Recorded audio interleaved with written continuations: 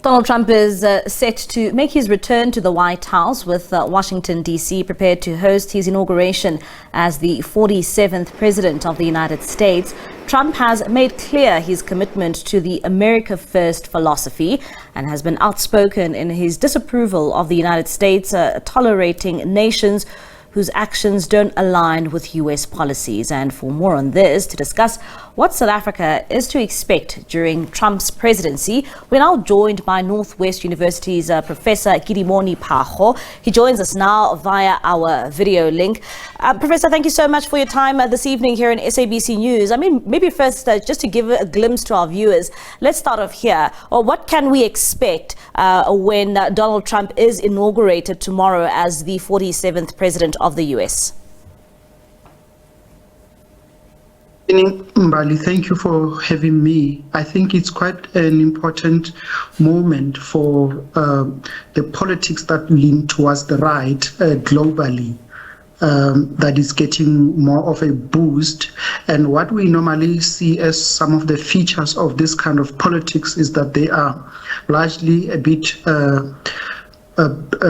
intolerant for migrants. We see that they are much more interested in business transactions.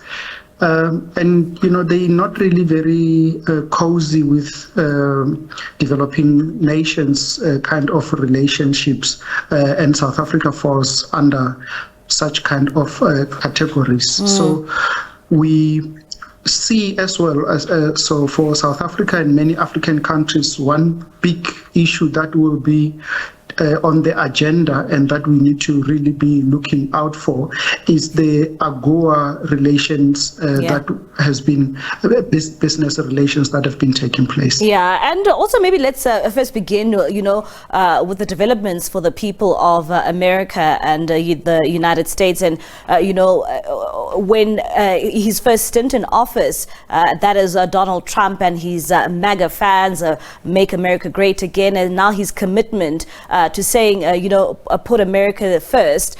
What do you make for the people of America? What kind of president can they expect this time around with his second term of office? What we have seen and experienced during his first stint was a very pro-American policies and approach. And that actually contributed more to the economic growth. And we remember there was a lot of countries, businesses that were leaving countries such as ours. If you remember, the Ford company had to leave South Africa. And this is because he had put in some incentives, but also some penalties for these countries to come back to the U.S. So his whole approach is to reposition the USA as the global leader, as the superpower. And he's doing this because there has been a lot of roles that we've seen from countries such as China and the BRICS formation. So he's actually trying to do that to counter that.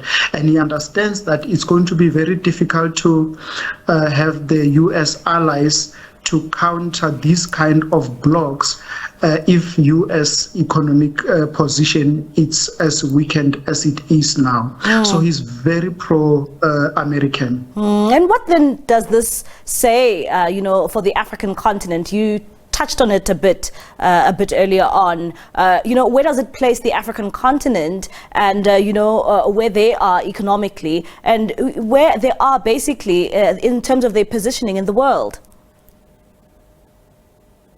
So there are a number of issues that can be at play, and key amongst us that is the African Growth Opportunity Act that has been signed sometime during Bill Clinton's presidency.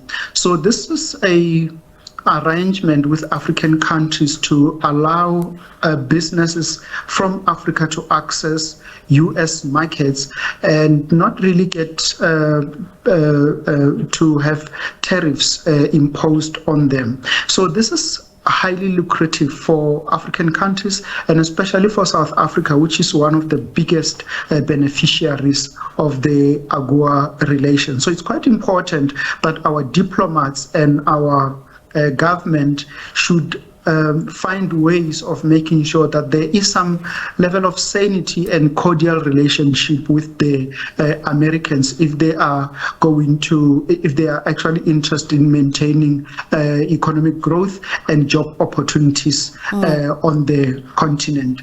You also would, there's a big move about the question of de-dollarizing. So countries want to move away from using US dollars in the way they do trading amongst each other. And Donald Trump has been very clear that if any country is going to do to play on the notion of de-dollarizing, he is going to impose sanctions. He's going to charge them 100% tariffs.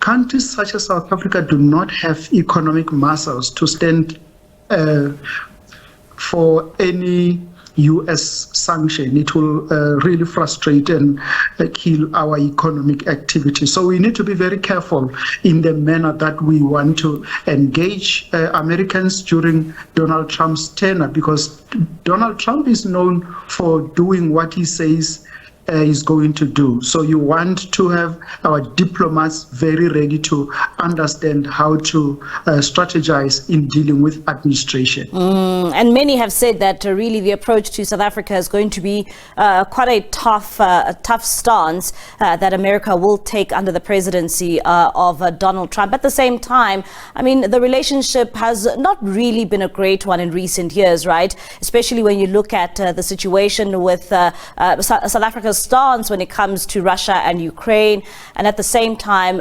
with what is taking place in Palestine or in the Middle East. But also there's been a number of issues, even with the previous ambassador to South Africa, Ruben Brigady, and some of the allegations that he made against the South African government. So it will be quite a tricky terrain when these two nations meet. Correct. So what we know is that there's a very strong business relations between South Africa and the US. In fact, I think South Africa has about 600 US companies that are operating at the moment. So that is a huge investment drive that the Americans have made. And this helps Americans to actually even use this as a launching pad to start accessing other African markets. So it is quite an important relationship on both sides. So I assume that the Americans will be very careful in the manner in which they want to engage the South African. But if you look at both countries, US is obviously the bigger and the more economic stronger partner, where South Africa needs to find ways to make sure that whatever kind of relations we have with other countries like say BRICS countries, where we have very clear relationships with Russia, I'm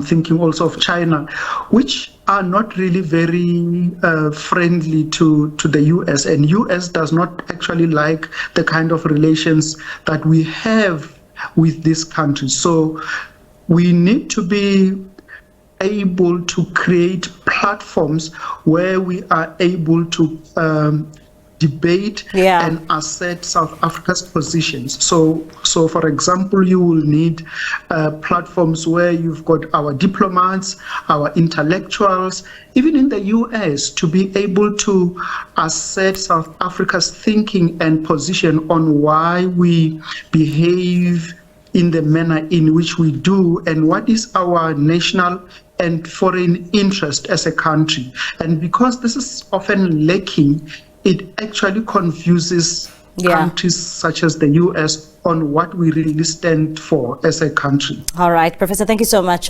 for your time this evening. That is Professor Kedibone Phago from the University of the Northwest there, just giving us his expectations when it comes to Donald Trump's presidency that takes effect tomorrow when he is inaugurated. Of course, saying that it will be tricky terrain for South Africa to navigate, particularly when you look at the recent relationship or relations thereof between the two countries, and of course the positioning of AGOA as well, also at stake for not only South Africa but other African countries.